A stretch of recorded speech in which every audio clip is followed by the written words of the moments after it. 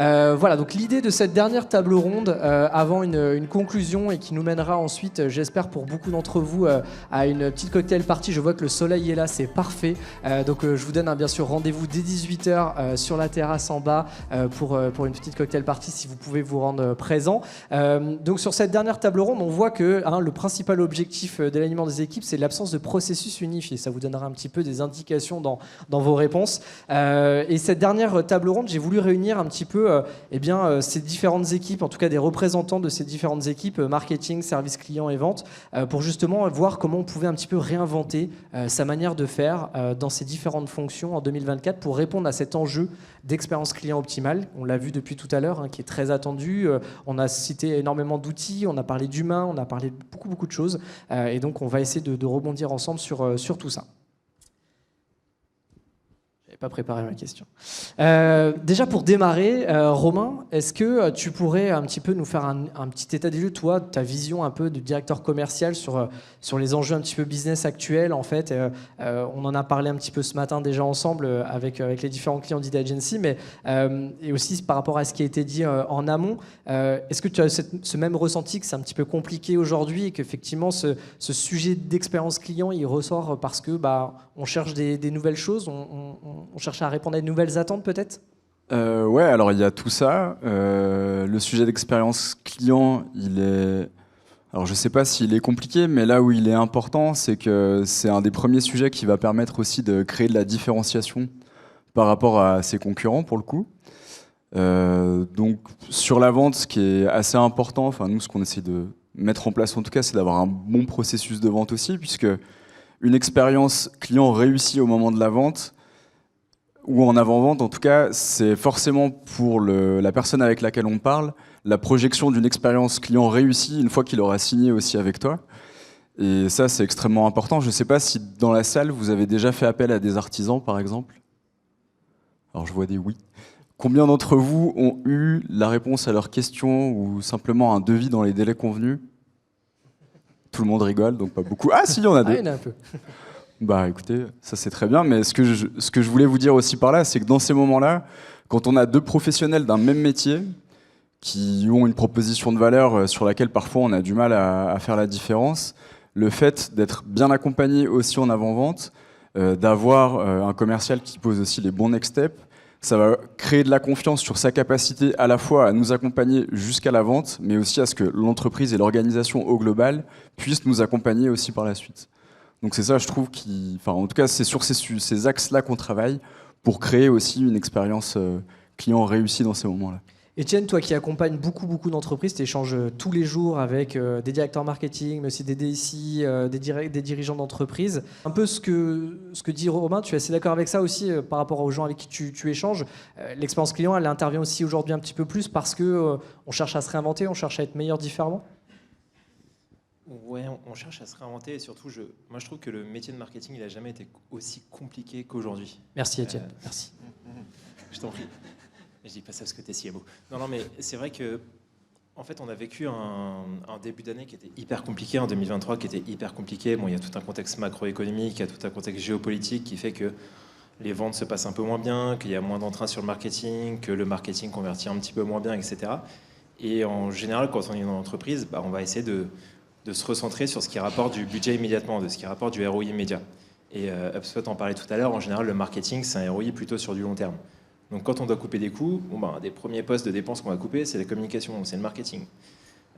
Et en face, de l'autre côté, on a un consommateur, ça c'est depuis des années, mais un consommateur qui est de plus en plus exigeant, qui se renseigne, qui veut des informations immédiates et qui veut le plus haut niveau de qualité et de service possible.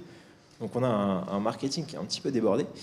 Et je trouve que le marketing aujourd'hui, c'est vraiment... On leur demande de faire de plus en plus avec de moins en moins de choses. De moins en moins de moyens financiers, de moins en moins de moyens humains, parce qu'on considère que l'IA peut parfois remplacer certains éléments de marketing, ce qui n'est évidemment pas vrai. Donc on leur demande aujourd'hui de faire un métier très compliqué, une transition 2024 compliquée. Moi, je vois, c'est pour ça que j'adore ce métier aussi, c'est qu'on est dans une période qui est hyper challengeante pour tous les aspects marketing, génération de leads, que ce soit en B2B ou en B2C. On y revient. Et du coup, une des autres tendances que moi j'observe pour compléter un peu ce que vous dites, et là Auguste, ça m'intéresse beaucoup que tu sois parmi nous aujourd'hui, merci encore d'être venu, c'est On parle beaucoup de freelancing, d'externalisation, de plus en plus d'entreprises dans cette fameuse réduction des coûts, mais essaye aussi il y a des nouvelles façons en fait de faire du service client, de faire de la prospection, de la vente. Voilà. Aujourd'hui, on est beaucoup dans ces enjeux-là. Est-ce que c'est aujourd'hui c'est intéressant pour les entreprises d'externaliser? En quoi c'est intéressant en fait, et en quoi ça répond aussi un peu à ces nouvelles attentes? Le sujet d'externalisation a toujours existé, historiquement. C'est juste qu'il y avait deux. J'ai l'impression qu'on en parle beaucoup là, en ce moment. En fait, historiquement, il y a deux façons de faire. Les entreprises externalisaient souvent assez loin. Il y avait deux types d'entreprises. Des entreprises qui souhaitaient externaliser, souvent assez loin, parce qu'en fait, elles voyaient la partie support vraiment comme un centre de coût. C'est-à-dire qu'elles mettaient leur argent sur de la croissance, sur du new business, moins sur de la rétention client. Et ils avaient même moins l'impression que la rétention client pouvait être générateur de business. Donc ces entreprises avaient tendance à externaliser très loin, et il y avait d'autres entreprises qui, elles, pour le coup, avaient plus tendance à gérer ça en interne, à avoir des agents. Aujourd'hui, on se rend compte, beaucoup d'entreprises se rendent compte que finalement, un service client, c'est générateur de business, et c'est un moyen d'avoir de la croissance pour eux. Et comment tu peux faire ça aujourd'hui? C'est en externalisant, mais en externalisant avec des entreprises, auprès d'outsourceurs, on appelle ça des outsourceurs, qui sont capables de gérer vraiment leur service client comme un centre de profit. Et donc, ils vont intégrer leur process, qui vont être capables de gérer leur service client vraiment comme si c'était géré en interne, techniquement. Donc aujourd'hui, on le voit de plus en plus, les entreprises en fait essaient de pouvoir répondre de la meilleure des manières à leurs clients, les soirs, les week-ends, les semaines, avoir vraiment un service client qui est en flux tendu, capable de répondre 24 sur 24 7 jours sur 7 de la meilleure des manières. Et ça, aujourd'hui, tu peux pas le faire avec des agents en interne. Tu es obligé d'externaliser. Et c'est pour ça que les entreprises, de plus en plus, pour avoir cette agilité-là, vont faire appel à des outsourceurs. Mais du coup, pour rejoindre ce que disait Étienne sur les attentes des clients, des consommateurs, sur une expérience vraiment optimale, du coup, est-ce que tu peux quand même conserver ton ADN d'entreprise en outsourçant, du coup, notamment cet enjeu de service client? Ouais. En fait, si tu fais en sorte, lorsque tu arrives sur cette partie externalisation, d'avoir un transfert de compétences, un transfert de process, que les informations sont bien transmises, que tu sois en lien aussi avec ton outsourceur, que les agents qui externalisent chez toi comprennent l'ADN de ton entreprise et que vous collaborez vraiment ensemble, normalement, ça doit pouvoir se faire aujourd'hui, clairement. On a parlé beaucoup d'outils, Romain, aujourd'hui. Je pense que tu l'as bien entendu sur les différentes tables rondes. Évidemment, au service de l'expérience client, ces outils-là nous permettent d'entretenir cette relation virtuelle, digitale, même si on voit qu'aujourd'hui, même d'un point de vue humain, on arrive encore à se réunir, à faire des choses. Donc ça, c'est important. Et c'est important, il faut le conserver. Mais quand même, on va se le dire, il y a beaucoup d'entreprises aujourd'hui. Je pense que toi, notamment dans la vente, tes commerciaux, rarement ils vont chez les clients. Ils sont beaucoup en visio. Ils font beaucoup de ventes par téléphone, par visio. Nous, c'est ce qu'on voit aussi beaucoup. Et un des principaux outils des commerciaux, c'est le CRM. On en a aussi beaucoup parlé aujourd'hui. Pourquoi c'est important dans cette réussite d'entreprise d'avoir cette plateforme un petit peu au cœur et peut-être aussi dans cet enjeu d'alignement avec les équipes? Alors, au-delà du sujet commercial par rapport au CRM, ce qui est important, on a parlé tout à l'heure de Customer Insight. Quand Gillian parlait aussi de l'entreprise augmentée, le CRM, c'est aussi un canal de communication entre les différents services sur pourquoi on arrive à closer un deal, pourquoi parfois on en perd, sur ce qu'attend le marché. Et donc, en ayant un CRM qui permet aussi de faire cette remontée d'informations à tous les services, ça permet à chacun d'intégrer en fait le besoin client dans son plan d'action, que ce soit côté service client, que ce soit sur les opérations, sur les devs aussi, côté IT. Donc ça va vraiment permettre après derrière de faire les bons choix sur les bons projets. On peut se tromper quand même, mais ma foi, ça permet de savoir ce qu'on va aller chercher en mettant ces plans d'action-là en place. Et donc, à la fois de continuer à faire croître sa base client, mais aussi de travailler à la fidélisation, parce que, comme le disait Auguste, c'est aussi extrêmement important d'avoir des clients qui soient fidèles, qui soient satisfaits des solutions qui leur sont proposées. Nous, c'est un gros travail aussi côté infolégal. Et donc, globalement, ça participe. Le CRM, bien utilisé, bien nourri aussi, parce qu'il y a une question de qualité de données. Effectivement, un élément clé de la réussite de l'entreprise dans sa capacité à transmettre de l'information. Et donc à mieux aligner toutes les équipes. Ça, c'est ce que tu vois aussi, toi, au quotidien, j'imagine. Ouais, alors, nous, comme tu le disais au début, on travaille avec énormément de profils différents. Donc des SI, des marketeurs, des commerciaux. Et en fait, ce qu'on voit, c'est que tout le monde se rejette la balle les uns sur les autres quand quelque chose ne va pas dans l'entreprise. Il n'y a pas assez de leads, bon, bah, c'est la faute du marketing. Le marketing se plaint que les leads ne soient pas convertis ou pas travaillés par les commerciaux. Le service client se plaint parce qu'il n'a pas l'information sur le contexte du client final. Le CSM se plaint parce qu'il n'a pas la transmission de l'information du commercial. Et in fine, nous, on se retrouve surtout dans des enjeux où les bons outils sont là, mais le problème, c'est comment on les utilise. Et on se retrouve à devoir juste faire un peu de coaching sur OK, très bien, bah, en fait, l'information, elle est là, va la chercher, aligne-toi, prends tes notes au bon endroit, travaille dessus, et du coup, aligne un peu tes équipes. Et ça, c'est un vrai dysfonctionnement en interne, mais c'est aussi un vrai dysfonctionnement pour le client final. Je pense qu'on a un peu tous vécu ces problématiques-là d'appeler un service client, de tomber sur quelqu'un qui ne vous reconnaît pas, qui ne connaît pas le dossier, alors qu'on est peut-être client depuis 10 ans dans cette assurance ou 10 ans avec cet outil. Et c'est hyper frustrant de devoir répéter les mêmes informations. Et en introduction, on parlait beaucoup du sentiment, beaucoup de l'expérience psychologique finalement par rapport à une marque pour s'y attacher. Déjà, souvent, quand on appelle un service client, on est régulièrement dans un état d'esprit assez négatif, on y va pour se plaindre. Donc si en plus il faut répéter pourquoi on a eu un dégât des eaux il y a 9 mois et que le dossier est toujours en train de traîner, ça devient catastrophique en termes de relations. Et derrière, évidemment, bouche à oreille négatif, review négative, et là, ça a un impact général sur la boîte. Donc, alignement des équipes, bien au-delà de simplement transformer un lead en client, c'est de la fidélisation, c'est de l'image de marque, c'est un impact positif sur l'esprit, que ce soit au B2B ou B2C, encore une fois. Et ça, les outils le permettent, mais l'humain doit aussi beaucoup jouer là-dessus pour permettre d'aligner les équipes les unes avec les autres.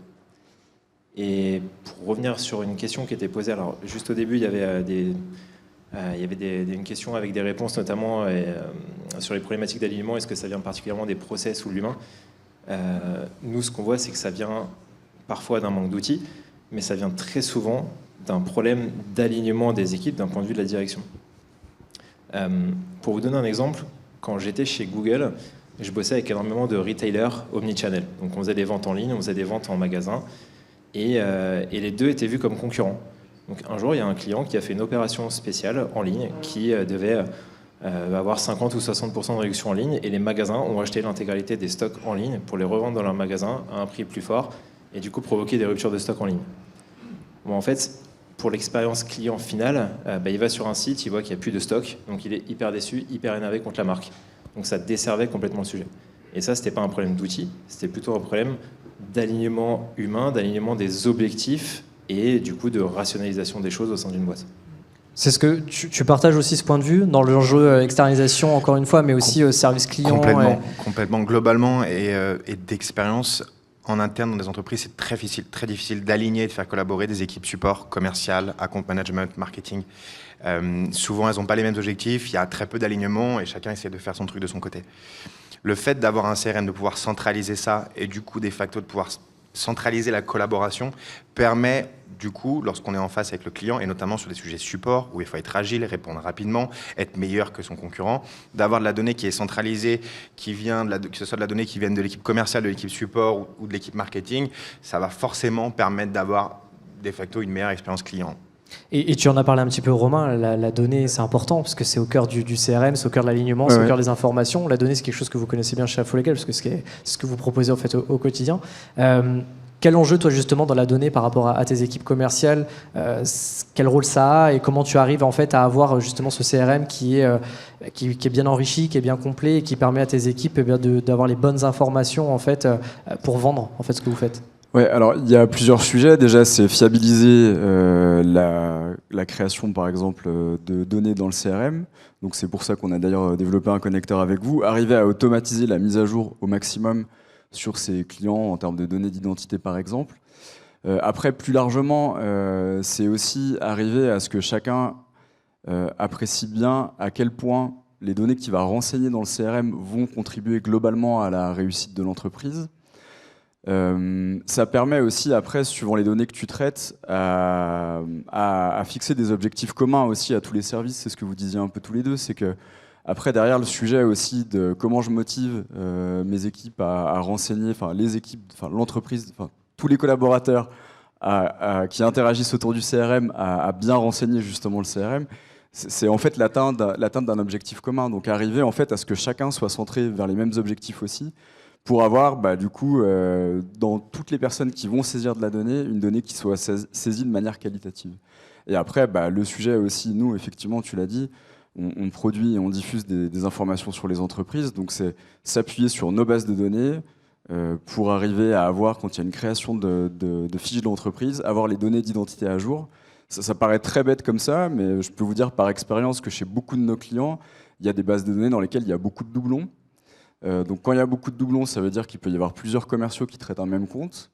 Après, moi, mon sujet, et le sujet des managers, c'est de dire, en fait, c'est toi qui vas garder le deal ou c'est toi. Et en fait, ça crée aussi beaucoup de frustration. Donc, il y a ces enjeux-là derrière, un peu plus opérationnels, un peu plus orientés commerce, mais qui sont aussi très importants dans la nécessité d'avoir un CRM bien renseigné. Et puis, par rapport à ce qu'on attend des équipes qui soient du service client, mais aussi côté marketing, avoir des données à jour, savoir ne serait-ce que quel est le secteur d'activité de mon prospect, ça permet d'adresser le bon message à la bonne personne, est-ce qu'il fait partie d'un groupe, etc. Et de bien choisir la manière dont on va segmenter, prospecter, communiquer, et aussi, niveau service client, comment on va répondre aux attentes de nos clients, comment on va partager les bonnes pratiques d'autres clients d'un même secteur, par exemple. Et Étienne, tu le disais, tu l'as déjà mentionné, on en a beaucoup parlé aussi aujourd'hui. Dans ce contexte un petit peu de crise, on rationalise aussi beaucoup les coûts et on voit que les gens utilisent énormément d'outils. Et dans les entreprises, on voit plein d'outils. Cet enjeu-là aussi, il est important de pouvoir rationaliser aussi ces coûts en réduisant ces outils, mais en gardant quand même ces armes, entre guillemets, pour amener une meilleure expérience client, répondre effectivement à ses collaborateurs. On a beaucoup parlé des collaborateurs aussi, de leur donner les bons outils, les bons process pour leur permettre en fait de mieux s'exprimer. Voilà. La bonne expérience client, elle commence par une bonne expérience de tes collaborateurs en interne. Parce qu'effectivement, si ton CEO n'est pas au courant de ce qui se passe dans la boîte, ça crée des dysfonctionnements. Parce qu'in fine, ton directeur marketing et ton directeur commercial peuvent lui raconter n'importe quoi ce qu'ils veulent. Par contre, s'il a la data sous les yeux, il est apte à l'interpréter. Donc effectivement, il y a un enjeu d'avoir le bon outil et de l'utiliser correctement. Et nous, de la même manière, sur des petites choses qui nous ont fait un peu halluciner au quotidien, mais on discute avec des boîtes qui nous disent nous, en fait, on a tellement d'outils qu'on ne sait plus ce qu'on a, on ne sait plus ce qu'on paye, on ne sait plus ce que nos employés utilisent. Et en fait, il y a une saturation des SaaS dans l'entreprise. Les employés ne veulent même plus aller sur les CRM parce qu'en fait, ils ne savent pas s'ils doivent prendre leurs notes à droite, à gauche, dans l'outil de téléphonie, dans l'outil de CRM, dans leur outil de collaboration, gestion de projet. Et on se retrouve avec effectivement des doubles usages, des triples saisies, des manques d'intégration dans tous les sens. Et une des premières choses qu'on fait, nous, quand on arrive dans une boîte et qu'on discute avec elle, c'est de dire, OK, à l'heure actuelle, c'est quoi ton bilan? Qu'est-ce que tu as? On cartographie tout, les outils gratuits, les outils payants, et on voit effectivement ce qui est utile à garder, utile à sortir. Parce que à la fin de la journée, tout ce qui va rester, en fait, c'est cette data, d'autant plus avec le monde cookie-less qui arrive, etc. Tout ce qui reste, c'est la donnée first party, donc c'est ce que vous êtes capable d'avoir dans votre CRM ou dans votre outil de gestion de projet, d'interpréter et d'utiliser. Donc, effectivement, il y a pas mal de dysfonctionnements qu'on voit de plus en plus en 2024. Romain, je rebondis, tu en as déjà un petit peu parlé sur cette notion d'objectif commun en fait, pour motiver les équipes, mais est-ce qu'il y a d'autres choses que tu utilises en interne pour justement amener en fait, tes collaborateurs à bien utiliser les outils, à bien s'appuyer dessus? Est-ce qu'il y a cette notion aussi peut-être d'être vraiment au contact du client notamment qui peut être important? Alors, pour bien utiliser les outils, la réponse était un peu dans ce qu'a dit Étienne, c'est-à-dire qu'en fait, il faut arriver à créer une bonne expérience collaborateur, et c'est quand même un challenge parce qu'on a un outil CRM, on peut avoir un outil de facturation, il faut arriver à faire en sorte que les deux communiquent bien ensemble pour pas que ce soit non plus un point de douleur en fait pour les collaborateurs. Dans tous ces sujets-là aussi, alors l'utiliser pour que nos commerciaux, par exemple, ou au global dans l'entreprise, tout le monde soit au plus en contact avec le client. Le CRM est un outil par rapport aux KPI, aux indicateurs de performance qu'on va suivre.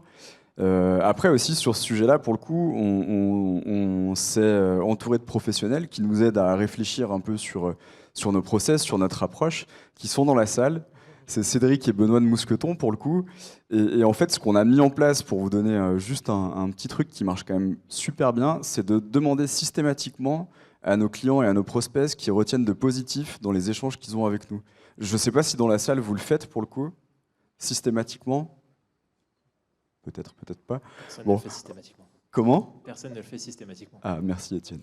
Et en fait, nous aussi, de base, on le faisait un peu avec nos clients, mais jamais avec nos prospects. Et en fait, ce qui est super chouette là-dedans, c'est que au plus on va chercher du positif auprès des gens avec lesquels on échange, et au plus ça donne envie d'aller échanger avec de nouveaux prospects, avec de nouveaux clients. Donc c'est aussi comme ça en fait qu'on arrive à embarquer nos commerciaux, mais ça peut être aussi nos PO, nos devs, sur le contact client, sur le temps vert, pour donner quelques clés sur ce qui suivra aussi. Mais ouais, c'est vraiment, enfin, ces sujets-là, c'est super important parce que, par exemple, pour un PO ou pour un dev qui est très peu en contact avec le client, voir que ce qu'il a fait, ce qu'il a développé, ce qu'il a produit, voir le bénéfice aussi qu'en retire un client, bah, c'est super valorisant et intéressant pour lui. Tu as parlé d'indicateurs justement, Auguste, sur l'aspect effectivement service client, mais même au global, parce que tu as une vision assez large de ce sujet-là. Dans l'amélioration de l'expérience client, on a parlé tout à l'heure du NPS, on a parlé de pas mal de choses comme ça. C'est quoi, toi, ta vision un peu de ces fameux bons indicateurs, on va dire, à suivre dans cette logique d'amélioration en fait, de l'expérience client? Ouais, alors dans une logique consommateur B2C, mais aussi B2B, tu vas avoir effectivement le NPS. Tu vas avoir le NPS, tu vas avoir aussi le CSAT. Aujourd'hui, en tout cas sur la logique service client, que ce soit B2B ou B2C, ce qu'on va voir, ce qui est attendu le plus, c'est ton temps de première réponse. Vraiment, tu vas accéder à un support, tu vas avoir une demande, peu importe. Tu feras la différence si tu réponds en moins d'1 heure plutôt qu'en moins de 24 heures. C'est hyper important. Ensuite, vraiment, le temps de traitement d'une question, d'un problème, va aussi faire la différence contre un concurrent. C'est des choses qu'on voit et aujourd'hui, quand on est en phase de cadrage d'un sujet d'externalisation, c'est vraiment la première chose qui nous est demandée. C'est d'être rapide, d'être vraiment très rapide et de pouvoir répondre de la meilleure des manières. Et pour ça, on en revient à ce qu'on disait, c'est que si on a de la donnée qui est centralisée, ça va nous permettre de répondre facilement. J'imagine que toi aussi, Romain, tu utilises beaucoup de reporting, de suivi, d'indicateurs. Oui. C'est quoi un peu ta position en tant que directeur commercial? Là, ça m'intéresse beaucoup parce que avoir trop de suivi, trop d'indicateurs, à un moment donné, on s'y perd, on suit même plus ses reporting. Ouais. C'est quoi un peu ta vision des choses et comment toi, en tant que directeur commercial, là, tu t'appliques en fait à avoir quelques indicateurs peut-être à suivre, je sais pas. En fait, les indicateurs qu'on va le plus suivre, c'est les appels, le nombre d'appels, le nombre de rendez-vous, le nombre de next steps qui vont être fixés aussi sur un dossier. Enfin, en fait, ce qu'on regarde là-dedans, c'est en fait, est-ce que justement nos commerciaux sont... Enfin, c'est pour faire en sorte en tout cas que nos commerciaux soient le plus souvent possible avec nos clients. Et ça va être bien sûr après l'ARR ou le chiffre d'affaires engagé. Plus que ça, ce qui m'intéresse beaucoup aussi, c'est de suivre les taux de transformation. Parce que dans l'équipe, on va avoir des commerciaux qui vont être très bons pour, en peu d'appels, générer beaucoup de rendez-vous. Générer beaucoup de signatures avec un nombre de rendez-vous restreint. Donc ça permet aussi de partager les bonnes pratiques dans l'équipe. Ça permet de valoriser aussi les collaborateurs, mine de rien. Ça permet de savoir quelles actions d'accompagnement on peut proposer. Et le sujet derrière tout ça aussi, c'est d'arriver à créer un cercle vertueux, emmener les équipes vers le succès. Et ça permet aussi, de mon point de vue en tout cas, de s'épanouir en tant que commercial, puisque au plus on a de la réussite dans un métier de performance, généralement, au plus on est épanoui. Et ça, après, les clients le sentent aussi, les prospects aussi. Donc c'est là où ça va être intéressant dans la réussite de l'expérience client. Avoir quelqu'un en face de soi qui dégage une émotion positive, comme on en parlait au début de cet événement. Étienne, pour faire des bons reporting, mais aussi on en a parlé sur la table ronde d'avant de l'IA, on en a parlé sur la table ronde aussi la première, il faut de la donnée. Et tu en as un petit peu parlé là vite fait. Je sais que toi, tu es plutôt à l'aise sur ce sujet de la fin des cookies tiers notamment, tous ces enjeux un petit peu de données. Est-ce que tu peux nous partager un petit peu les prochains mois, en tout cas tout ce qui se trame en fait autour de cette donnée, parce que je pense qu'il y a beaucoup de gens dans la salle en fait qui se posent aussi des questions sur cette fin des cookies tiers. En tout cas, en tant que directeur marketing, on se pose beaucoup cette question-là. Et pour faire des bons reporting et pour faire de la bonne expérience client, pour personnaliser, il nous faut de la donnée. Comment on fait pour avoir de la donnée? C'est voilà, tous ces enjeux-là. Je ne sais pas si à l'heure actuelle quelqu'un est vraiment 100% à l'aise sur ce sujet, parce qu'en fait tout le monde...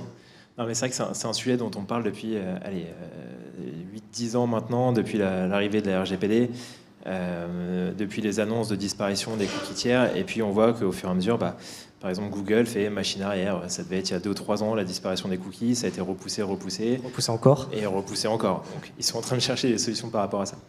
Mais je suis tombé sur un article, alors je ne sais plus si c'était le BCG ou McKinsey, mais le titre était un peu racoleur, c'était les marketeurs vont être obligés de se remettre au travail. Merci encore Étienne, décidément. Je viens sur les sujets. Non, mais le point derrière, c'est qu'en fait, Quand le web est né, ça a été une mine d'informations phénoménale et non régulée. Donc les GAFA s'en sont donnés à cœur joie, ils ont pu récolter énormément d'informations et les partager à toutes les entreprises. Ça veut dire que c'était vraiment le règne de la donnée third party. Finalement, quand on lançait une campagne marketing, on s'appuyait quasiment à 100% sur la donnée externe, sur les ciblages d'audience, sur les ciblages comportementaux que les plateformes publicitaires avaient. Ça a commencé à se réduire, donc on a commencé à se tourner un peu vers la donnée plus seconde partie. On achète de la donnée, on la mixe un peu avec de la third party, on la mixe un peu avec ce qu'on a, et puis on va essayer de faire des campagnes un peu ciblées à droite à gauche. Et en fait, aujourd'hui, la donnée seconde partie, elle est compliquée. La donnée third party, elle est en train de mourir petit à petit. Tout ce qui reste, c'est la donnée first party. Et on se retrouve souvent avec des boîtes qui n'ont pas travaillé leur donnée first party depuis 10-15 ans, qui, dans leur base de données CRM, on ne sait même pas s'ils peuvent vraiment contacter leurs clients inscrits, leurs prospects inscrits, etc. Et donc, on se retrouve à repartir sur des basiques d'il y a 10-15 ans qui ont été laissés un peu de côté parce qu'on avait vraiment laissé, entre guillemets, la donnée aux grosses boîtes et aux third party. Et donc, aujourd'hui, on a vraiment ce virage qui est en train d'être fait où il faut recomprendre correctement son consommateur. Il faut repartir sur des reporting peut-être plus basiques, effectivement, de tunnels d'acquisition sur son site web, ce qu'on avait un peu laissé de côté aussi. C'est pas pour rien qu'il y a quelques licornes françaises autour de l'expérience sur le site web. Tu parles de Content Square ? Exactement, de Content Square entre autres, qui effectivement permet de mieux cadrer ce qui se passe sur son site web. Et on est vraiment sur cette ère où il faut, avant de poser du marketing et avant d'avoir vraiment une relation long terme, c'est recomprendre ce qui se passe exactement avec nos clients, ce qui se passe exactement avec notre trafic. Et ça, finalement, il n'y a que la donnée first party qui va le permettre. Et du coup, Auguste, idem sur ce service client, la donnée, récupérer de l'information pour personnaliser l'échange, ce qui est très attendu. Tu le dis, le temps d'attente, il est important, mais la personnalisation, qu'on n'est pas obligé de redire. Oui, alors mon problème, c'est celui-ci, je l'ai déjà dit à une autre personne, puis une autre personne, etc. Donc, il faut récupérer cette donnée et il faut la donner en fait à ces équipes aussi service client pour qu'elles soient en capacité de bien comprendre les besoins et les problèmes de ton client et ensuite de pouvoir traiter correctement le sujet. Oui, exactement. Et puis il y a aussi une logique d'automatisation. C'est-à-dire que plus tu vas traiter de tickets, plus tu vas avoir de la donnée, plus tu vas pouvoir en fait prévoir les questions qui vont être posées et prévoir du coup les réponses. Aujourd'hui, dans cette logique d'expérience client, d'aller toujours mieux, plus vite et de répondre de la meilleure des manières, de pouvoir automatiser des tickets, des demandes à faible valeur ajoutée, un retard de commande, un problème qui revient régulièrement, et de pouvoir avoir, si tu veux, la possibilité de te concentrer sur des demandes à plus forte valeur ajoutée, plus compliquées, c'est un moyen de faire la différence. Et tout ça, tu le fais en faisant de la donnée. Exactement. Pour terminer, avant qu'on prenne les questions en fait, de notre audience, même question un petit peu que sur les autres tables rondes, on a quelques conseils qu'on pourrait donner sur les enjeux des uns et des autres. Notamment, on a ici dans la salle en fait, beaucoup de directeurs marketing, directeurs commerciaux, responsables service client, aussi des DSI qui sont là. Si on devait leur donner peut-être un premier conseil, des choses que vous avez pu vous appliquer, sur lesquelles vous avez vu que ça avait fonctionné et qui permettent justement de répondre à la fois aux attentes des collaborateurs, mais aussi de ses clients sur vos différents sujets, que ce soit la vente, service client ou plutôt les aspects marketing tech. Ça serait lequel pour conclure ? Moi, ce serait vraiment d'emmener tous les collaborateurs de l'entreprise au contact des clients pour le coup. Parce que c'est là où chacun va avoir les retours dont il a besoin. Chacun pose des questions aussi différentes selon le poste que tu occupes.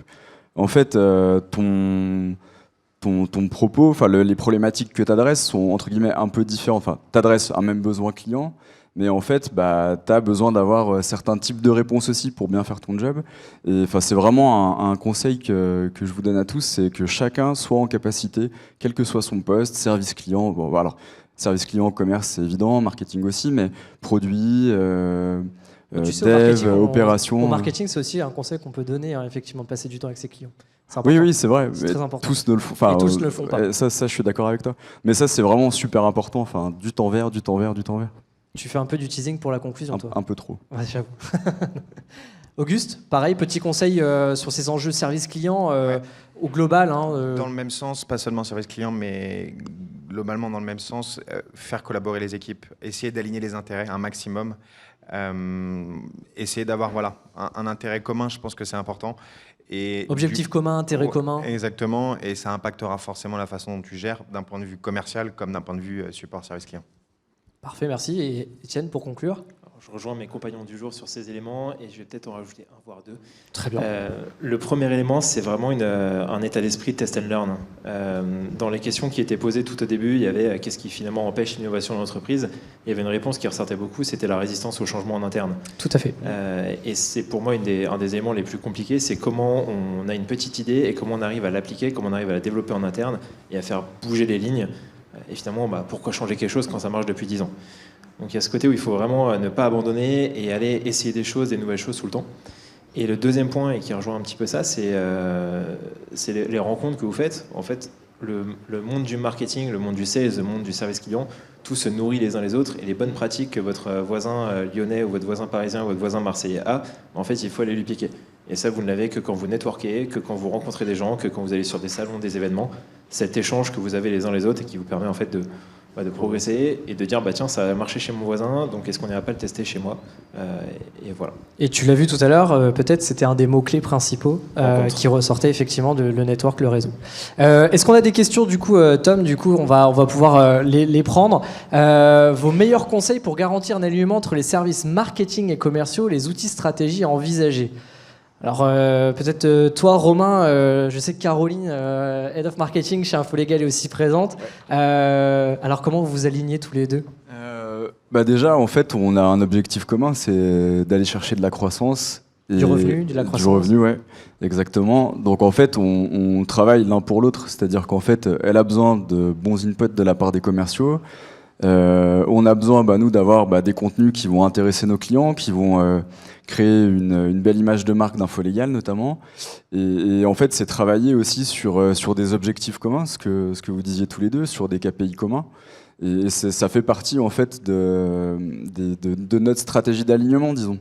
Et ensuite, tout ça, en fait, c'est aussi dans le CRM et grâce au CRM qu'on va le suivre. Donc en tout cas, c'est les conseils que je pourrais vous donner comme ça à chaud. On pourra en reparler après. Mais... Outils, Étienne, ta spécialité? Alors, outils, oui, forcément, on va parler... pas que l'outil. Non, mais forcément, on va parler CRM, forcément, on va parler Évidemment. outils de gestion de projets pour traquer les progressions sur les différents projets, etc. Mais en fait, plus loin que objectif commun, moi, je mettrais incentive commune. Il faut incentiver le marketing sur la génération de business. En fait, il y a un aspect branding, mais il y a aussi un aspect... ouais, t'as raison. Quand je parlais d'objectif, c'est c'est pour nous un incentive effectivement commun. Complètement. Donc un variable pour les marketeurs. Oui. Oui. Je milite pour ça aussi. Très bien. Est-ce qu'il y a beaucoup de responsables marketing qui ont un variable dans la salle? Ah, quand même. Quelques-uns. Intéressant. Et en B2C comme en B2B, c'est essentiel. Ouais, tout à fait. Deuxième question, du coup, qu'on peut prendre, s'il te plaît, Tom. Quels sont, du coup, vos conseils quand on est enfermé dans un usage pas top du CRM pour rendre ça un peu plus propre et embarquer les équipes? Peut-être, Étienne, si tu veux... Je veux bien ouvrir le bal là-dessus. Tu veux bien ouvrir le bal? On l'a très souvent, cette question. La première chose, en fait, c'est comprendre pourquoi vos équipes n'utilisent pas le logiciel. Quel est le problème d'origine? Est-ce qu'elles n'ont pas été formées au démarrage et du coup, c'est un problème vraiment d'onboarding? Est-ce que finalement, elles en avaient vraiment besoin? Parfois, il y a des hidden agenda de direction, d'implémenter un outil à droite à gauche, alors que les équipes n'en ont pas vraiment besoin. Donc la première étape, c'est vraiment comprendre un peu, nous, c'est ce qu'on appelle le sentiment de l'utilisateur. C'est pourquoi tu as cet outil, pourquoi tu l'utilises, et à l'inverse, pourquoi tu ne l'utilises pas. Et derrière, ça fait toute une base de recherche. Et à partir de là, quand on est enfermé dans un usage qui est pas top, alors définir le pas top, est-ce que c'est pas de prise de notes, pas d'utilisation, pas d'engagement, pas de résultat?